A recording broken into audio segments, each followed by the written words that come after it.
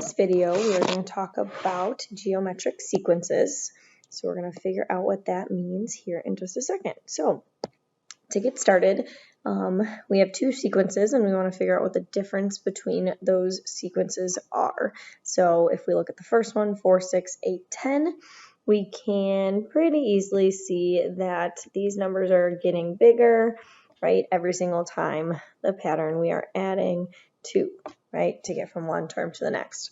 Versus part B, we're not adding the same number. In fact, in this one we are multiplying by 2 to get from one number to the next. Multiply by 2. So these two are the two examples of the types of sequences that we are going to be seeing in this unit. The first one we already have given a name to. Since we're adding 2 over and over and over again, we know this is our arithmetic sequence, right? We've talked about that. An arithmetic sequence is when we add or subtract the same number. Now what we're talking about here today is our lovely geometric sequence, which is our example number 2, or example B here, a geometric sequence. So just to kind of keep some of our thoughts organized, so we know an arithmetic sequence, we either add or subtract the same number over and over and over again, and we know that that same number is called that common difference, right? Our common difference, and we use the letter D for our common difference, right? So in this example, since we were adding 2 over and over and over again, our common difference, that D would equal 2. But in our geometric sequence, now we are multiplying the same number over and over and over again to get from one to the next. And this now is called the common ratio. And we abbreviate that common ratio with the letter R. So in this example, our common ratio would be also 2. But again, now an R of equals 2 means that that's the number that we're multiplying by. Versus when D equals 2, that's the number you're adding by. So a recursive formula, right? Whenever we're trying to find any value, a recursive formula, it's very straightforward to write. I start with that previous term, that a sub n minus 1. And if it's an arithmetic sequence, I know I'm just going to add the common difference, right? I take the last term and I add, like in part A, I add 2. Versus the recursive formula for a geometric sequence, I again would take that last term, but now I'm going to take that last term and I'm going to multiply it by that common ratio, right? In part B, we just kept multiplying by 2, multiplying by 2. So again, arithmetic adds, geometric multiplies. That's the big takeaway from today. But the recursive formula isn't always super helpful. We do like to write the explicit formula. So last week we talked about the explicit formula for an arithmetic sequence, that we have that a sub k, where remember a sub k is any term in the sequence, and we add it to that common difference times n minus k, right? We learned that formula last week. For today, the new formula is the explicit formula for geometric. It's going to be very similar. We're going to start again with any term, a sub k, but instead of adding, we are going to be multiplying by that common ratio, and we're going to raise that common ratio to the n minus k. So that n minus k, guys, is an exponent. Okay, raising it to the n minus k, because when we multiply something over and over and over and over again, that's the same thing as raising it to an exponent. Okay, so this new formula is the one that we want to make sure we remember going forward.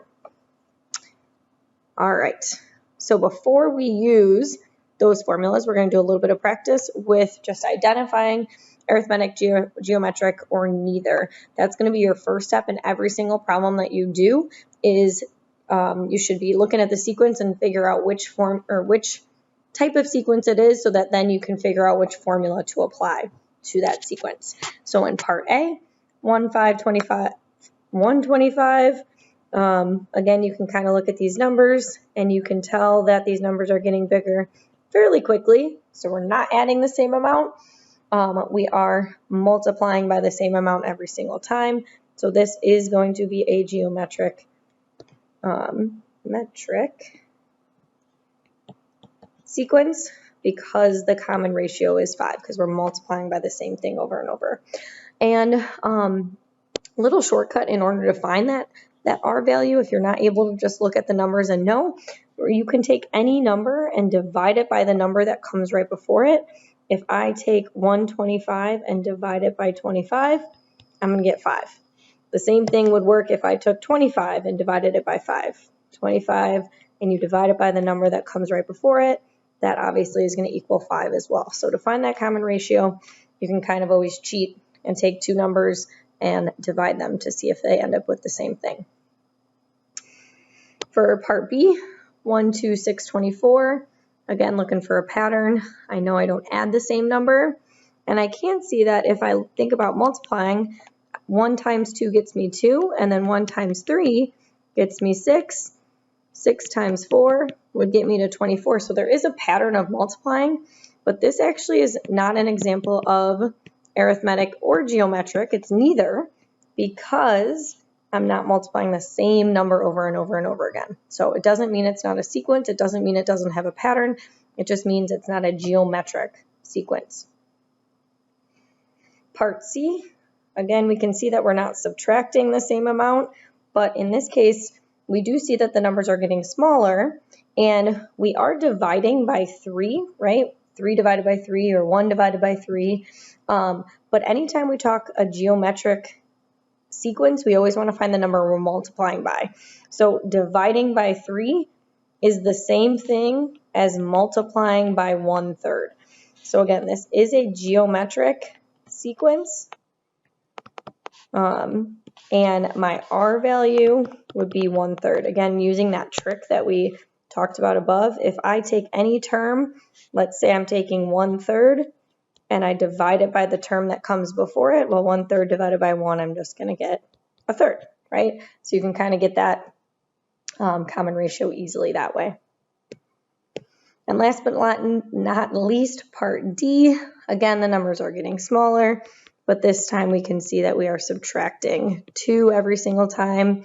So this is our arithmetic sequence, because again, we're subtracting the same number over and over, so our common difference here would be -2.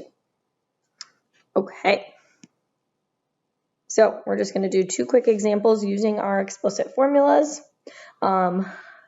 Given the sequence 3, 6, 12, 24, again, first step should be to figure out if we have a geometric or arithmetic. This is going to be a geometric sequence because I can see that we multiply by 2 every single time, right? So that R value is going to be 2. So just rewriting that formula from the first page that we found for today. All we need to do is pick a term. Oops. Okay. All we need to do is pick a term and find that common ratio. We already found the R. We typically like to use that first term in the formula. I'm going to use a sub 1 is equal to 3, but remember it could be any form or any number. So my explicit formula is going to be a sub n. I'm going to use that number 3 multiplied by that common ratio, and then I'm raising it to the n minus 1. 1 because remember we chose to use the first term of that sequence.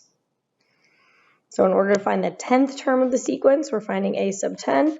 So I'm just going to take my same formula, but I'm going to plug 10 in for n. Okay. Order of operations is super important. Make sure you subtract 10 minus 1 first. And again, you can type that whole thing into a calculator if you have a nice, lovely TI calculator. If you're using your cell phone, make sure you follow order of operations. And again, you have to multiply.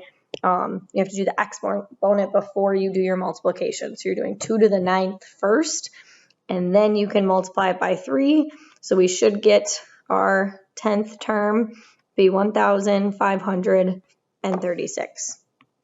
Okay. And number 2, find the 9th term of the sequence. Step 1, arithmetic or geometric. We can see those numbers are getting smaller. We can see that we're dividing by 2, right? This is a geometric, but we don't want to say our R value is 2. Our R value is what we multiply by. So again, if I take that, the second term and divide it by our first term, so 5 and divide it by 10, we know 5/10 is the same thing as 1/2. So our R value is 1/2. So if we want to find the 9th term, we have to know the formula so that a sub n, I'm going to pick any number, any term in my sequence. Again, I can use the fact that a sub 1 is 10.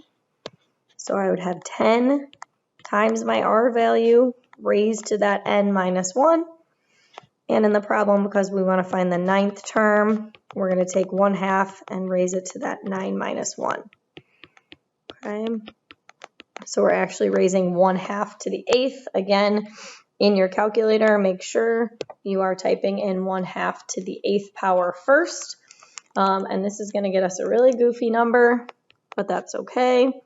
We get 0.0390625. I'd be fine if you rounded it. Otherwise, you can leave it like this. There are 2 more practice problems that you guys can try on the bottom of this page, and I did post the answer key to our notes on Canvas along with this video. Thanks.